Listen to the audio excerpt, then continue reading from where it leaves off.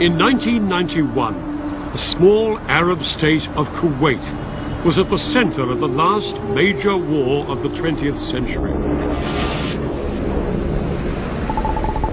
Saddam Hussein's Iraq had invaded Kuwait, putting nearly half the world's oil within his reach. Virtually everyone agreed he had to be stopped.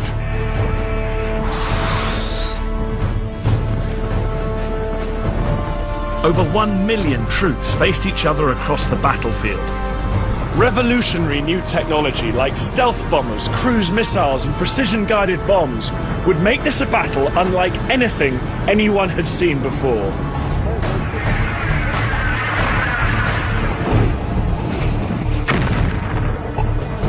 I'll be getting to grips with some of the challenges faced by the men and women on the front line in this new era of warfare.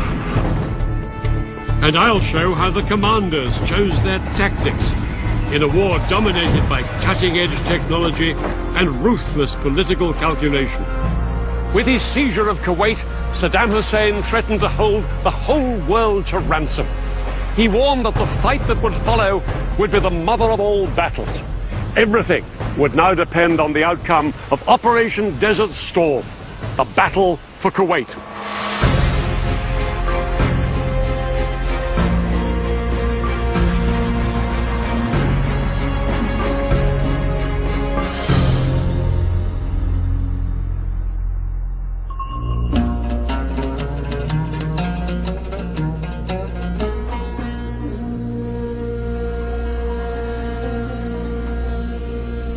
In the early hours of August 2nd, 1990, Iraq's army shocked the world by invading its neighbor, Kuwait. They smashed through the defenses on the border and headed straight down this road towards the capital, Kuwait City. Kuwait's tiny army was unable to mount any serious resistance.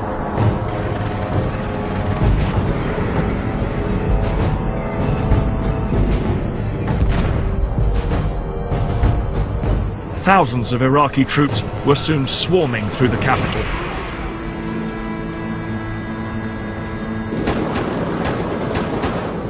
At around 4:30 a.m., just hours after the start of the invasion, Iraqi troops arrived here at the Parliament building. The guards were taken completely by surprise, and within minutes, Kuwait's parliament had been captured. The ruler of Kuwait, the Emir, along with most of the royal princes, abandoned their palaces and fled. By the end of the day, the entire country of Kuwait was completely overrun, as thousands of Iraqi troops continued to pour across the border. And they were all obeying the orders of one man, Saddam Hussein.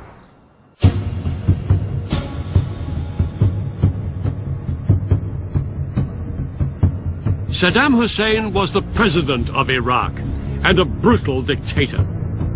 For 11 years he had enforced a violent regime that murdered and tortured without hesitation. He'd built up the fourth largest army in the world with over 1 million troops. But his regime was in serious trouble.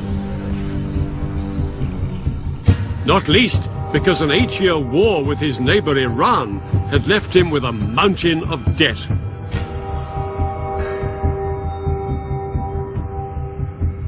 Iraq was bankrupt.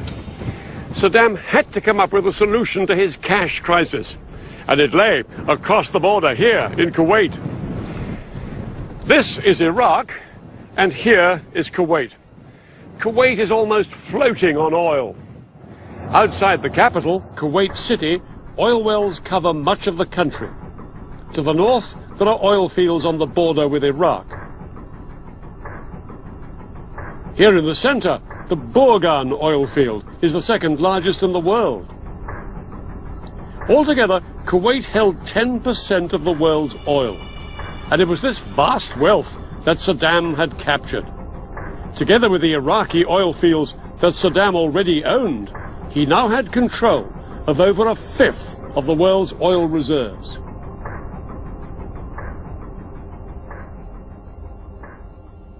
Saddam gambled that Western leaders did not have the stomach for a Middle East war and would have to accept his occupation of Kuwait. But he was in for a rude shock. This will not stand. This will not stand, this aggression against Kuwait. What has happened is a total violation of international law. Please raise their hand.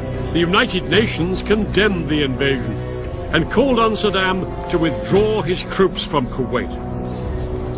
But far from withdrawing, there were signs that he might be planning something even bigger. Thousands of Iraqi reinforcements were moving into Kuwait. Some set up defensive positions along the coastline. But most worrying for global leaders was the large number of troops and tanks driving right down through the country and massing on its southern border. The question was, would they stop there? 200 miles south of the border was the richest concentration of oil wells in the world. The oil fields of Saudi Arabia. The Saudi army was small. If Saddam chose to attack now, there was nothing to stop him. If he seized Saudi Arabia's wells, he would control nearly half the world's oil. President Bush Sr. and British Prime Minister Margaret Thatcher were determined to stop him. They were convinced that the only way to protect Saudi Arabia and its oil was to put US and British troops in on the ground. But there was a huge problem. Saudi Arabia is the spiritual home of Islam. It contains the cities of Mecca and Medina, the most holy sites in the Muslim world. Its royal family ran the country according to strict Islamic laws.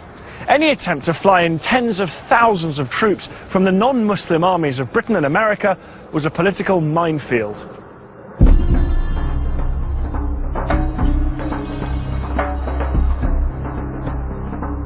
On August the 6th, 1990, just 4 days after Iraq had invaded Kuwait, a top-rank White House team flew to Saudi Arabia to meet King Fahd. They offered to fly in thousands of US troops to defend the kingdom. King Fahd knew his meager forces couldn't stop Saddam Hussein if he chose to invade. And so, despite the risk of huge anger from devout Muslims, he immediately gave the Americans the invitation they wanted.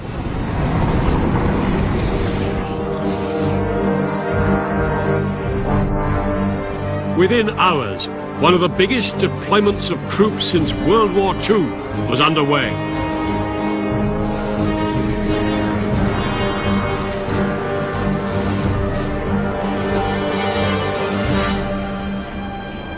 More than 250,000 American and British troops from bases in the US and Europe headed for the deserts of the Middle East.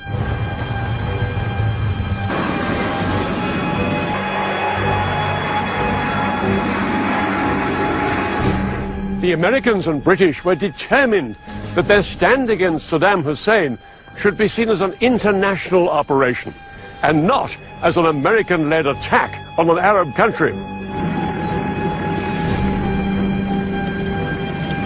In the coming months, troops from over 30 countries would take their place alongside the Americans and British in the Saudi Arabian desert.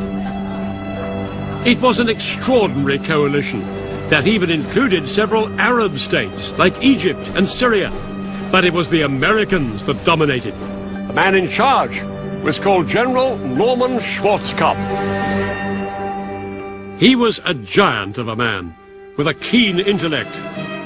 He also had a fiery temper, and he set the tone with one of his first public comments about Saddam Hussein. If he dares come across that border and come down here, I'm completely confident that we're going to kick his butt when he gets here. Schwarzkopf was a tough talker, but he knew he faced a mammoth task.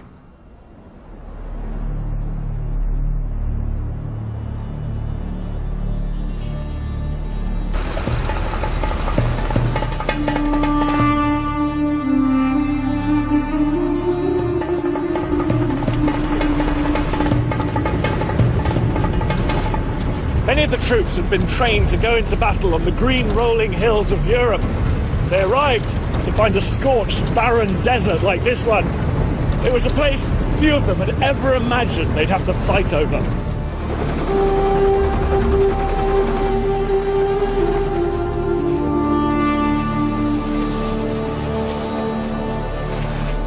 The sand clogged their engines, they got in their food, and no one was even sure it was stable enough to take the weight of the big American combat vehicles.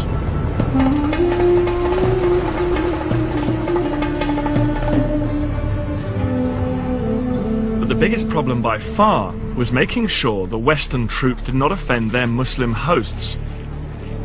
Even apparently innocent behavior, like female American troops wearing short sleeves, could cause huge offense in a country where women are expected to cover up completely. Troops were issued with instructions on how to behave appropriately in a devout Muslim country. US Army chaplains were even renamed morale officers so as not to cause offense, but it remained a fragile coexistence.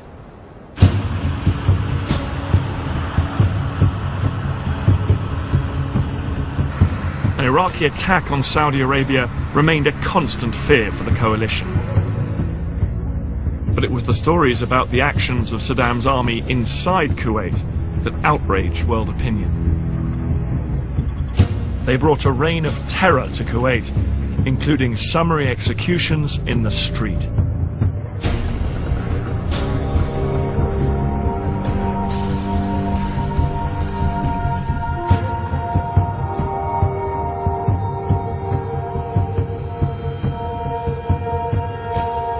Saddam's men were looting shops, houses and factories across the city.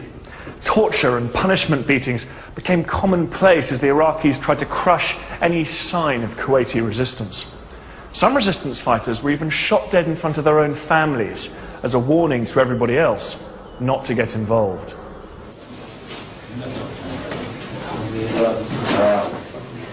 Western civilians living in Kuwait and Iraq had been rounded up and taken to Baghdad as hostages. Saddam appeared with some of them on television in a clumsy attempt to show that they were being treated well. You are British or Olive? At the moment, yes. Stuart and Halib? Does Stuart get his milk? Yes, he does. Meanwhile, his grip on Kuwait was tightening. Saddam Hussein had turned Kuwait into a defensive fortress. Hundreds of thousands of Iraqi troops were in and around Kuwait. Many of them dug in down here on its southern border. They'd built very heavily defended positions with great sand ramparts close to the frontier with Saudi Arabia. Behind them was a second line of defense with thousands of troops. And then about 100 miles further back, just inside Iraq, were Saddam's elite troops, the Republican Guards, waiting in reserve.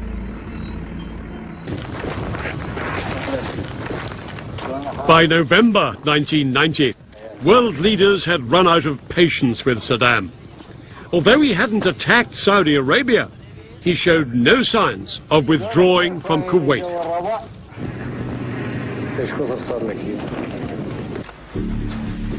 So the UN Security Council passed a new resolution that changed the coalition's mission dramatically. 12 votes in favor, 2 votes against, 1 abstention. No longer would the coalition just defend Saudi Arabia. If Saddam's troops had not withdrawn from Kuwait in 6 weeks, the coalition would attack and force the Iraqis out. The countdown to war had begun. For the US military, it was a daunting prospect. They were haunted by the memories of the United States' last major conflict and knew that they could not afford to make the same mistakes again. If one American soldier has to go into battle, that soldier will have enough force behind him to win and then get out as soon as possible. This will not be another Vietnam. But Saddam was determined that that was exactly what it would be. He calculated that if the Americans attacked, his best hope was to inflict massive casualties on the US troops. Saddam believed that after the Vietnam War, it was not something the US public would tolerate. And in 1990, he had the weapons to cause thousands of casualties in seconds.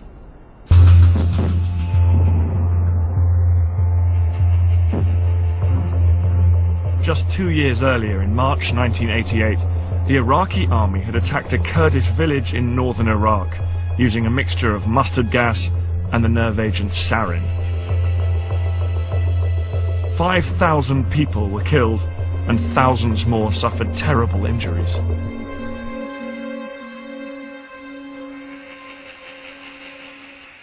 Throughout the coalition, every soldier lived in fear of an Iraqi chemical attack. Day after day, they practiced the drills that would save their lives if nerve gas was used against them.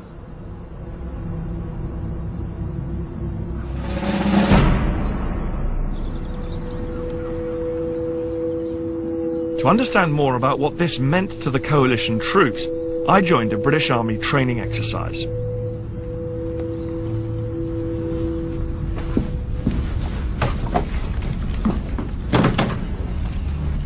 My job was to help unload equipment until the instructor launched a gas attack drill.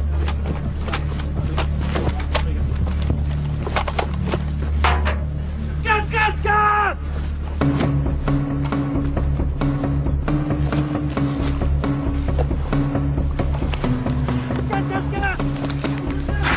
Gas, gas, gas! 9 seconds, come on. Think about the drills. Okay, let's go, well done. If a soldier couldn't get their mask on this quickly in a real attack, the gas could be lethal. Come on, 2 minutes, let's go! I then had to carry on with my task, exactly like the troops would in a combat situation. Come on, work hard, well done. Come on, really gotta get through. Come on! Come on!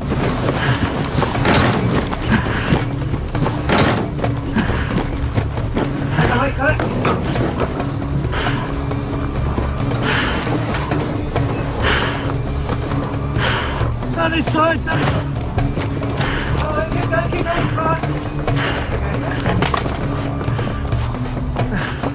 Come on. But gas masks make it impossible to breathe properly, as I was finding out. Excellent, well done, well done. I can't actually speak. I'm not getting enough air in here. 2 minutes!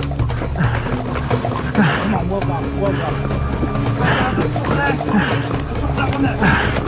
That one. Down this side, let's go. Excellent, good, well done. Stop! Stand still. Unmask. Come on, that's good. That's good, well done.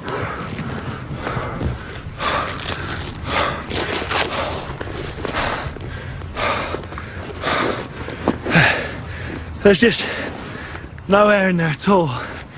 And the idea of fighting something like a battle under those conditions is absolutely unimaginable, and that's a lot harder than what I was just doing there, those shuttle runs. The idea of spending hours on hours in this get-up, charging across hills, is extraordinary.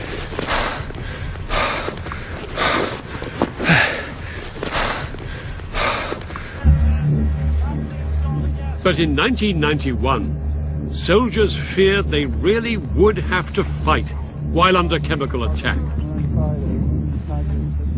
Some of them were already suffering heat exhaustion just from wearing gas masks in training.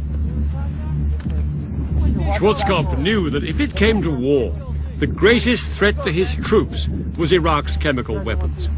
And he also knew he would have to minimize American and coalition casualties. The key would be to keep his ground troops out of the battle for as long as possible.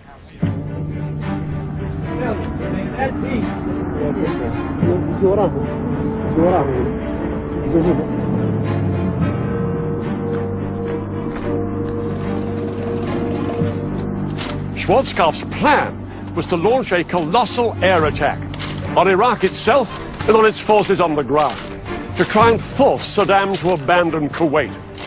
But if this didn't persuade Saddam to leave, Schwarzkopf knew that he would have to take a far more risky step. He'd have to order his forces to fight their way into Kuwait. And some of the experts predicted that this would cost thousands of American lives.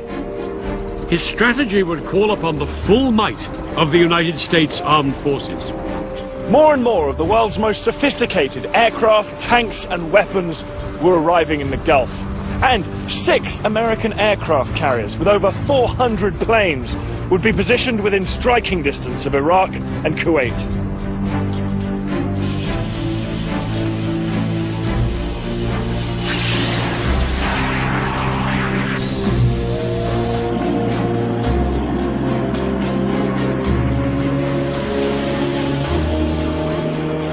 One week before the UN deadline expired, 750,000 coalition troops waited on the battlefield, as the politicians made one last attempt to find a diplomatic solution.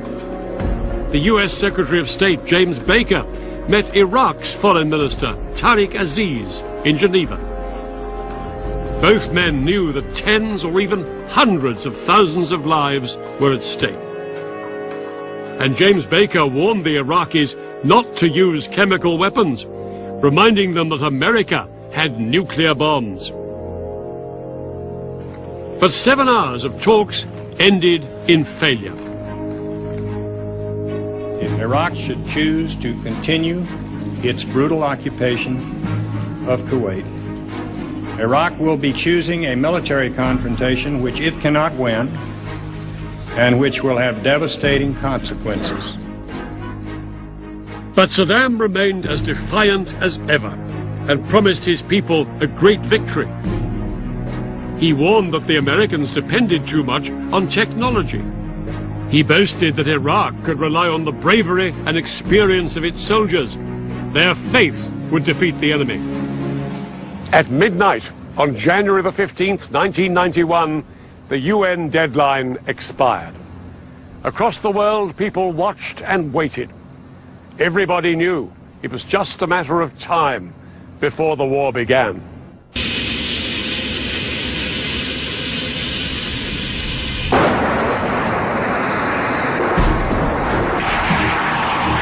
In the early hours of January the 17th, 1991, hundreds of coalition aircraft took to the skies and headed for their targets. Operation Desert Storm had begun. British RAF pilots in low-flying Tornado aircraft carried bombs designed to crater Iraqi runways. The Americans' first target was Iraq's capital. From the rooftops of Baghdad, 3,000 anti-aircraft guns fired into the night. Flying straight into this wall of fire were 8 American bombers. They were so sophisticated that the Saudis had nicknamed them Ghosts. The F-117 stealth bomber was designed to be invisible to radar. But this was its first test in major combat. The stealth's first target was the main communications tower in Baghdad. At exactly 3 a.m., the pilot in the lead aircraft pushed the button and a 2,000-pound laser-guided bomb descended on its target.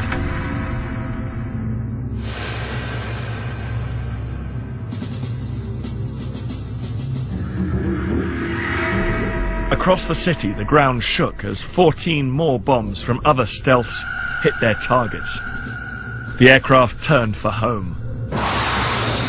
Cruise missiles launched from US warships knocked out the power stations and plunged the city into darkness. The air campaign, unleashed by the coalition against Saddam's Iraq, was codenamed Instant Thunder. It was the most powerful and focused use of air power in the 20th century. On the first night, coalition aircraft flew over 1,000 sorties. They hit power stations, radar and communication networks, airfields, and chemical weapons facilities. The aim was, first, to gain control of the skies above Kuwait and Iraq, and destroy Saddam's ability to coordinate his forces, and then to target the forces themselves.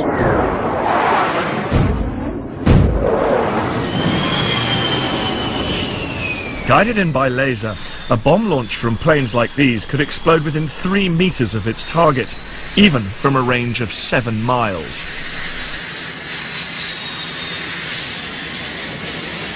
The bombing campaign had badly damaged Iraqi radar stations and gave Iraqi pilots little chance to respond. Rather than fly blind against the most sophisticated air force the world had ever seen, most of them opted to leave their aircraft inside hardened hangars and try and sit it out. Throughout that night and into the following day, American and coalition aircraft continued to attack Iraqi targets, including Saddam Hussein's palaces. Saddam Hussein was in fear for his life. He moved between safe houses to avoid the coalition attacks. But in public, he would not be cowed. On Baghdad radio, he declared that the mother of all battles had begun. And in secret, he ordered his army to launch the weapon that he hoped would blow the coalition apart. Its target was a country over 700 miles from Kuwait.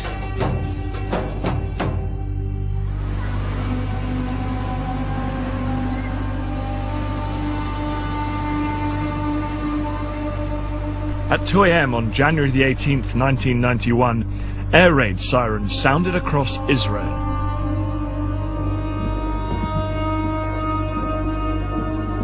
They warned of a Scud missile attack from Iraq heading for Tel Aviv, Israel's biggest city.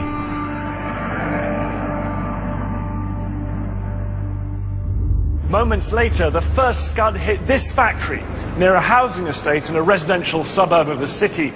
Initial reports from the Israeli army suggested that Israel was under chemical attack. In the confusion and panic, people all over the city put on their gas masks. Some even injected themselves with the antidote to nerve gas. Saddam Hussein's attack on Israel was an act of ruthless calculation. He hoped Israel would retaliate. If it did, Israel would then appear to be on the same side as the Arab nations in the coalition. Saddam's hope was that the Arabs' hatred of Israel would make this unthinkable for them. They would withdraw from the coalition, and the coalition would collapse. From Washington, senior White House officials called the Israeli defense minister, urging him to show restraint. For hours, the whole world held its breath, waiting to see how the Israelis would respond. 8 Scuds had been fired at Israel that night, and by daybreak, residents were still on alert. But reports of a chemical attack had turned out to be a false alarm, and remarkably, nobody had been killed by any of the missiles. Under huge pressure from the White House, the Israeli Prime Minister, Yitzhak Shamir, agreed not to retaliate, at least for the time being. In return, the Americans promised to make the destruction of the Scud missile launchers inside Iraq their top military priority. The Scud hunt was on.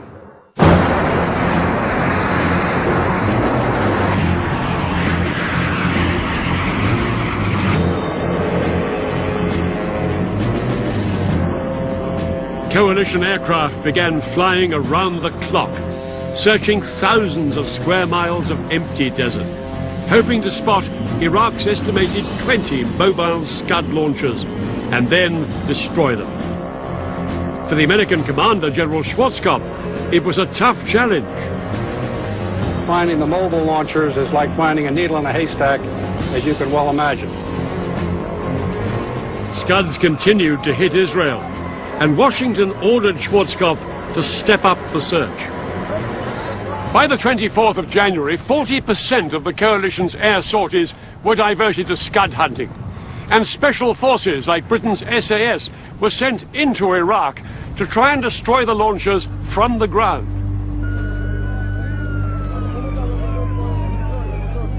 The Scud attacks on Israel went on, but still they failed to break up the coalition as Saddam hoped.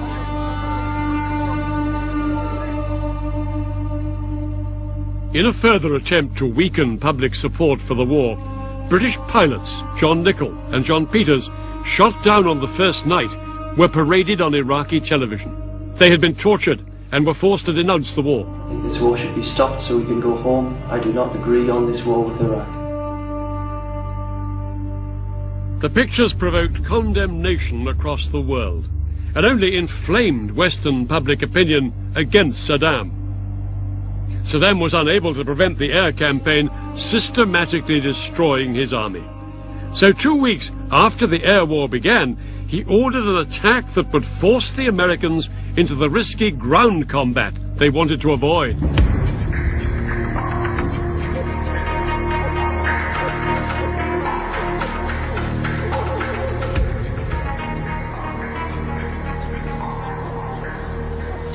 At around 8:30 p.m., Iraqi troops broke cover from their positions here in Kuwait and headed down there towards the Saudi border.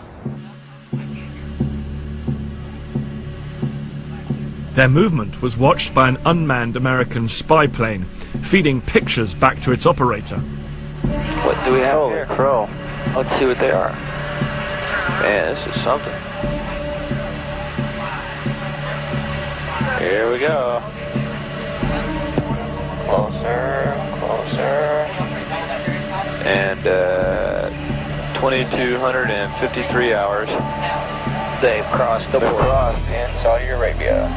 King Fahd's going to be pissed. Fahd baby's going to be pissed. He's going to be hot. Yeah. The coalition had complete control of the skies over Kuwait, but not a single aircraft was close enough to stop the Iraqis. Where's our air? This is ridiculous.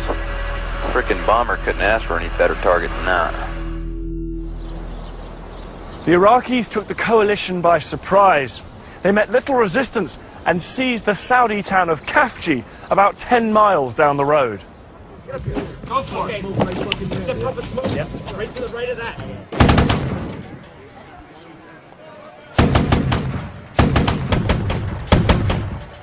Troops from America, Qatar and Saudi Arabia now had to fight their way into the city to regain control. Arm this missile, I'll shoot down range. Take that bad boy out.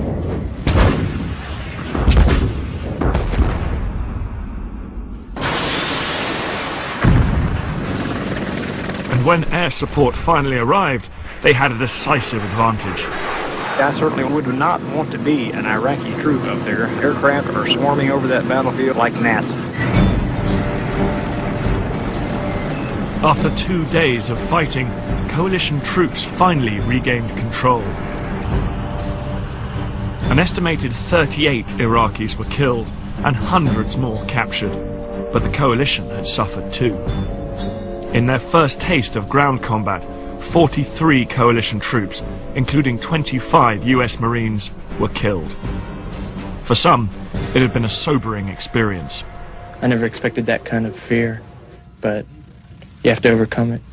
Because if you don't overcome it, it's just like being defeated without actually being killed or anything like that.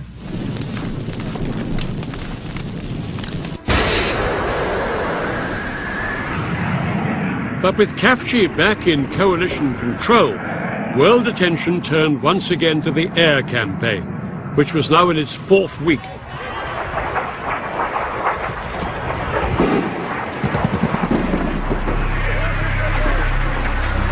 Television audiences across the world had become hooked on the extraordinary footage being beamed into their homes around the clock. It was all part of the public relations war. After their experiences in Vietnam, American commanders knew that unfavorable coverage might damage public support for the war. So they carefully managed what was actually seen by the watching world. Splash. Good. That was an excellent splash.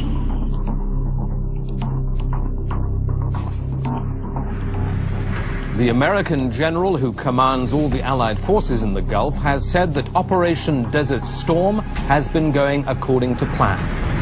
The aim was to portray the war as clinical and bloodless, with so-called smart bombs making surgical strikes. I'm now going to show you a picture of the luckiest man in Iraq on this particular day.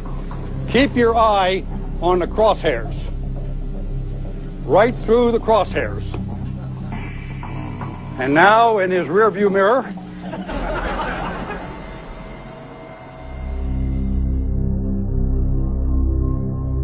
But the laughter was about to end.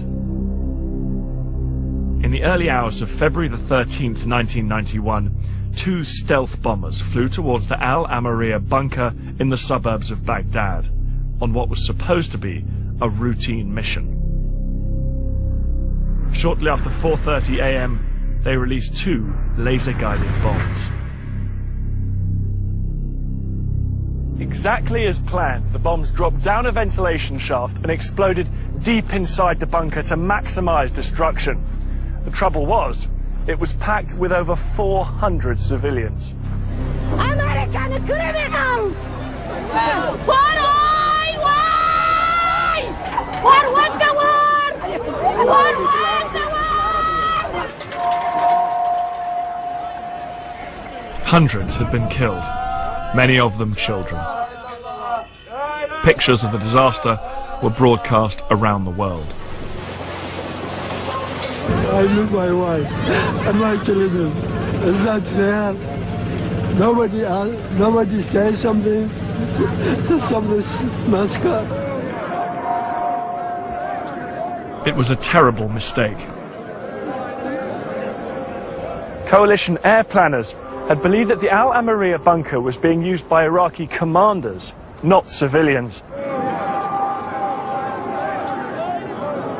These images of so many dead civilians and their distraught relatives shattered the myth that this was a bloodless war, and it forced Schwarzkopf to curtail the bombing of Iraqi cities for fear of causing more civilian casualties.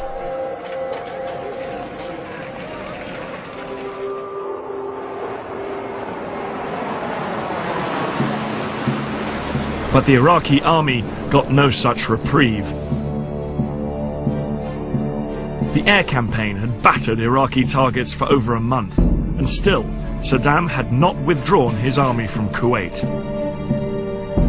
Schwarzkopf knew coalition ground troops would soon have to drive them out, and in preparation, he intensified the airstrikes against the Iraqi front line.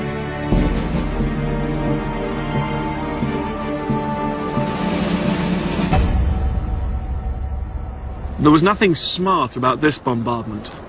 Old-fashioned planes like the giant B-52s that had flown over Vietnam dropped old-fashioned explosives and napalm on the Iraqi positions. When a canister of napalm hit the ground, it exploded in a mass of burning jelly, which incinerated anything it touched and sucked the air out of everyone's lungs within 50 meters. Coalition airmen flew around-the-clock bombing missions attempting to destroy 50% of the Iraqi armor. We're trying to get ready for the ground troops to go in. So we're really trying to hit them hard in order to clear it out for the ground troops. We sent out 300, 400, 500 bombs a day. Some of them weigh 1,000 pounds apiece, so it's unreal the tonnage going out here.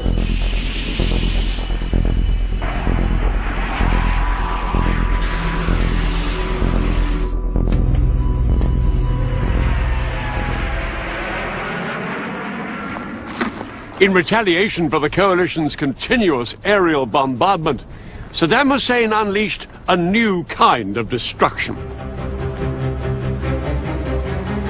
He ordered the Iraqi army to blow up the oil fields of Kuwait. It created scenes of apocalyptic devastation. It looks like what I envisioned hell would look like. The country of Kuwait is burning. Hundreds of wells were blown up, sending a wall of flame and smoke thousands of feet into the air. Pipelines were ruptured, storage tanks exploded, and huge lakes of oil pooled in the desert sand.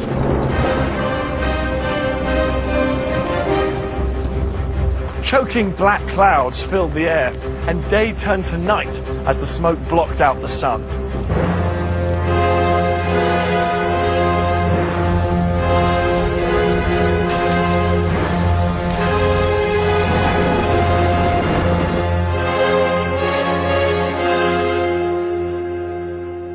This piece of environmental vandalism only increased the pressure on Schwarzkopf to launch the ground campaign.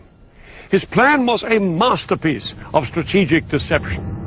The main attack would appear to come down here, across Kuwait's southern border. 40,000 American Marines were thrust up into the Iraqi defenses. Alongside them, troops from other coalition countries, including large forces from Syria and Egypt. Their job was to make Saddam think they were just the start of a much larger attack from here in the south. But Schwarzkopf's main blow would come not from the south, but from the west. Under the cover of the air war, he had secretly shifted the bulk of his army, 1,500 tanks and nearly 300,000 men, up to 300 miles off to the west to launch a giant left hook. His main heavy tank force, with Britain's men and tanks on their right flank, were waiting for the signal to burst into Iraq and swing east into Saddam's Republican Guard divisions, dug in on the Kuwait-Iraq border. Schwarzkopf's men had a double mission: to liberate Kuwait and to so weaken the Republican Guard and the Iraqi army that they could never cause trouble in the area again. On the 24th of February, 1991, the ground attack began.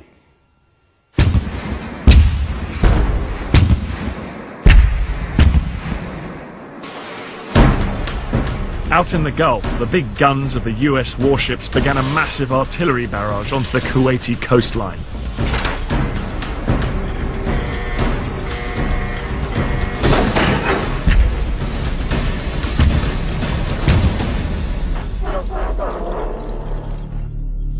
But the real attack would come from the ground troops.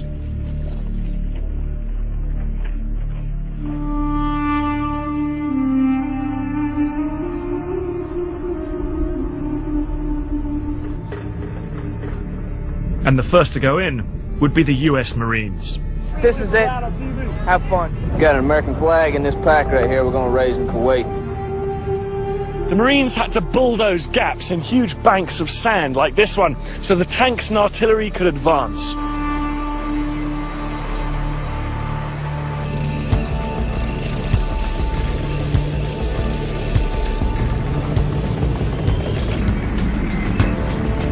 As the first troops went in, none of them knew what would happen. The fear of a chemical attack was so great that the US troops wore chemical protection suits and gas masks. In front of them, they expected vast minefields and tens of thousands of Iraqi troops in heavily defended, entrenched positions. Coalition commanders expected the Marines to be able to penetrate just a few miles into the heavy Iraqi defenses, with as many as 1 in 3 of the Marines being killed or injured. But as the Marines crossed into Kuwait, they were amazed at what happened. Everywhere, Iraqi troops had either abandoned their positions or were raising the white flag in surrender. Most of them were conscripts, and after the devastating 5-week air bombardment, they were sleep-deprived, shell-shocked, and dehydrated. They were in no position to fight.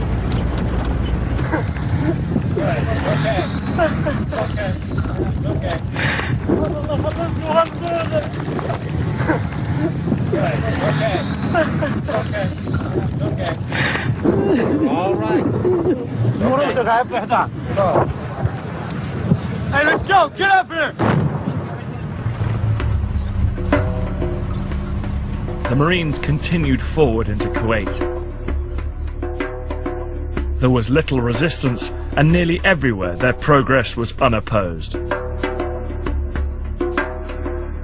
Right now, I feel sorry for the people that are remaining on the enemy side because we're going to wipe them out. It's just a matter of time.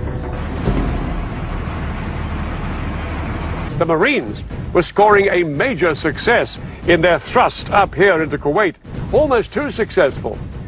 They and the Arab forces to the east and west of them were fast heading for Kuwait City. There was now a risk that some of the crack Iraqi units, like the Republican Guard up here, might retreat before Schwarzkopf's army could destroy them. So he brought forward the timetable for his main attack. He ordered his big left hook, including Britain's tank force, to go in 15 hours ahead of schedule. The British would go for Kuwait, and the US tanks would head for the Republican Guard.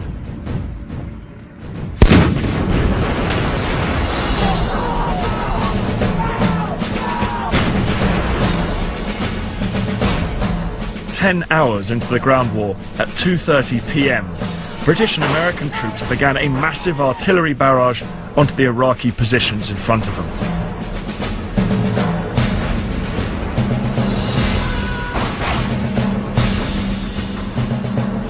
One of their key weapons was the multiple launch rocket system.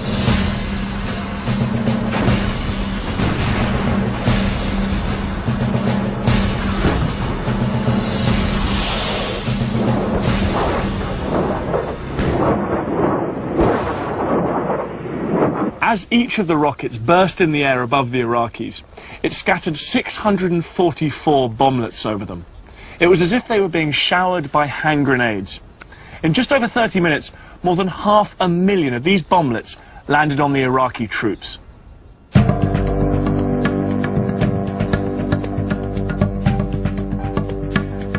As the artillery died down, more than 150,000 coalition troops and over 1,500 tanks began their advance. Saddam knew he couldn't keep Kuwait much longer, but he was still determined to show the Americans he had the capacity to hit them where it hurt. He ordered his troops inside Kuwait to counterattack against the US Marines.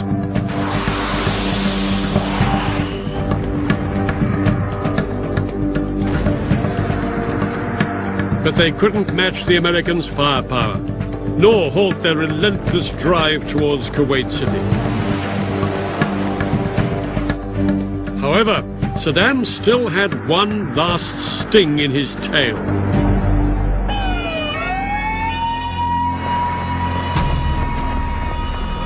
Iraqi troops fired a Scud missile towards a coalition base in Dhahran, Saudi Arabia.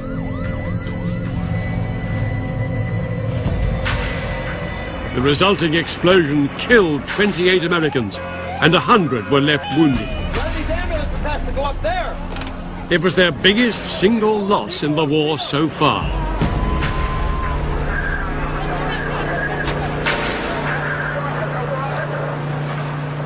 Despite this incident, the British and American troops had to keep up the speed of their advance. Saddam's army was collapsing by the minute, and every minute counted if Schwarzkopf was to be able to destroy the bulk of Iraq's military equipment before it escaped.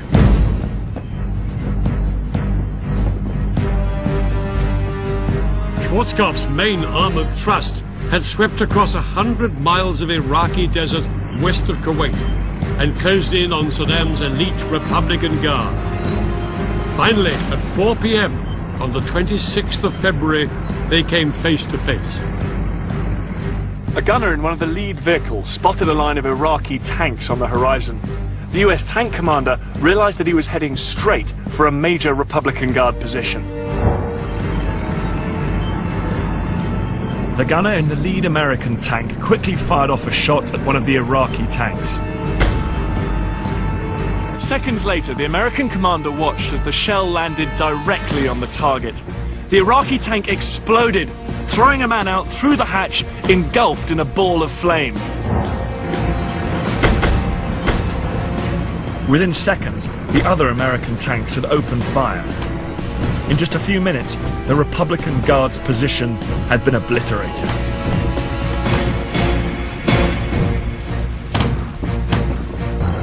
The Iraqi tanks had been utterly outgunned. The American tanks could score a hit on the move from over 2,000 meters away. Iraqi tanks were only accurate below 1,700 meters, and they had to be stationary. Within a couple of hours, over 50 Iraqi armored vehicles were destroyed, with few American losses. Throughout the night, the Americans pursued the Republican Guard. By daybreak, they'd smashed an entire division, leaving over 100 tanks and armored vehicles smoking on the battlefield. The remaining Republican Guard divisions made a desperate retreat, and the Americans continued to hunt them down. It looked like the Americans now had the Republican Guard at their mercy. But something had happened inside Kuwait that would help save them from destruction.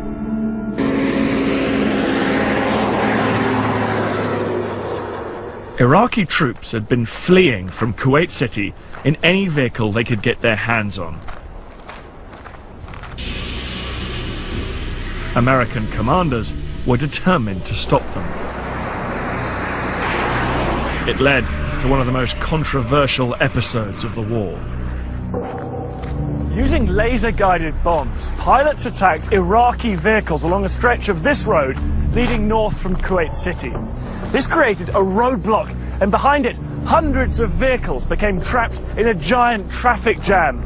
This made them totally vulnerable to the American aircraft overhead. Some of them were so desperate to escape that they drove off across the desert.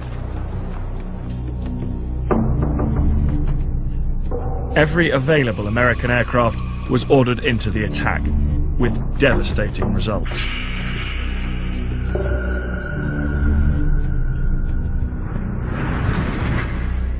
For mile after mile, charred vehicles and human corpses littered the desert and choked the two main roads going towards Iraq. An estimated 2,000 vehicles were destroyed. Only very few of them were tanks or armored personnel carriers. Most were civilian vehicles stolen by the Iraqi army as they fled Kuwait City. Nobody knows how many hundreds or thousands of Iraqis died in the attacks. The American leadership realized that pictures like these would soon be on television around the world, and they feared it would look like a massacre. This would become a key factor in deciding when to end the war.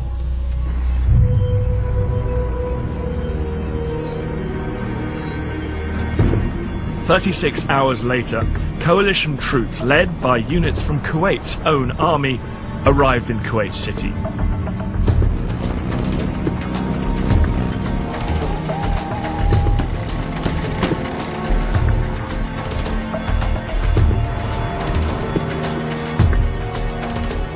The streets soon filled with vehicles as people celebrated the end of the Iraqi occupation. Welcome in Kuwait.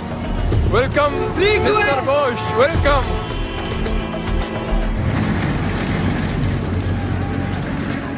Alongside them were American troops, greeted as heroes, as liberators of a country that had been subjected to months of horror by the Iraqi regime. They don't have any civilization. They kill not by guns only, by torturing. They brought them over here in this place, and they just shot them and killed them and left them for 5 days, just like a garbage. They want to put name Saddam in my hands, and they tell me to remember it even you are an old man.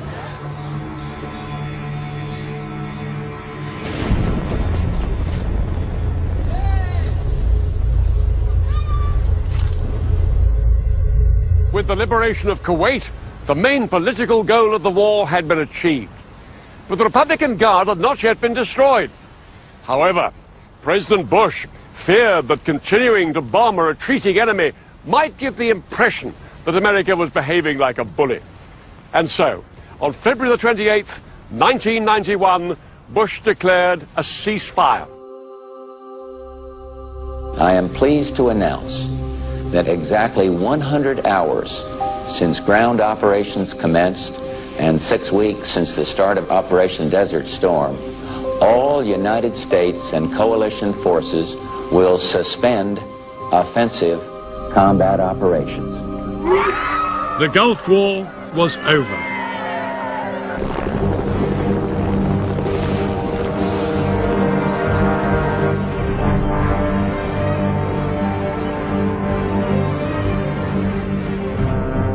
Within weeks, tens of thousands of coalition troops began the long journey home. All of them grateful that the mass casualties they'd feared had never materialized.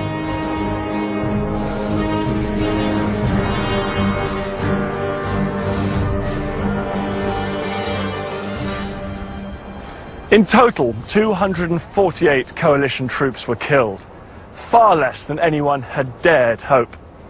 Nobody knows how many Iraqis died, though some estimates put the figure at over 30,000, including 3,000 civilians. Despite the pre-war fears of the coalition, it had turned out to be one of the most one-sided battles in modern history.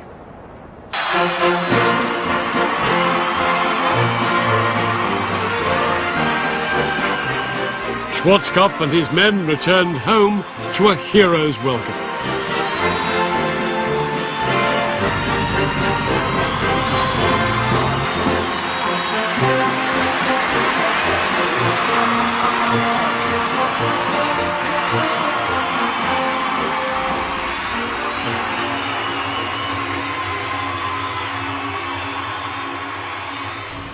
The Allies could have chased Saddam all the way to Baghdad, but they had no authority from the UN and no wish to become mired in Iraq. Instead, they hoped that Saddam would now be too weak to be a threat.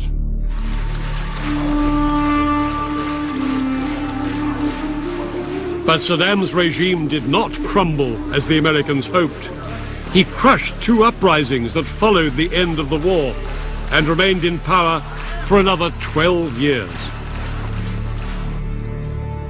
Several thousand US forces remained in Saudi Arabia to keep watch on Saddam's army. Osama bin Laden has claimed that it was this presence of US troops in the Muslim Holy Land of Saudi Arabia that motivated him to launch a series of attacks against American interests. This culminated in the events of September the 11th, 2001.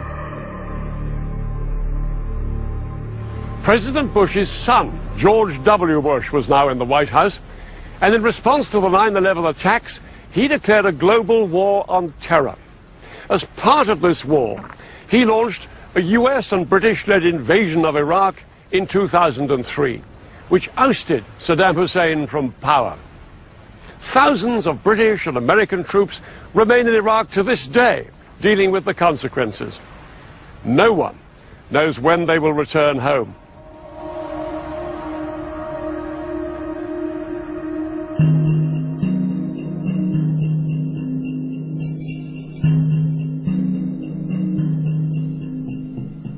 You can find out more about the Gulf War of 1991 in Dan's video podcast, available online now at bbc.co.uk/history. Next tonight on BBC Two, Jack Dee hosting Have I Got News For You?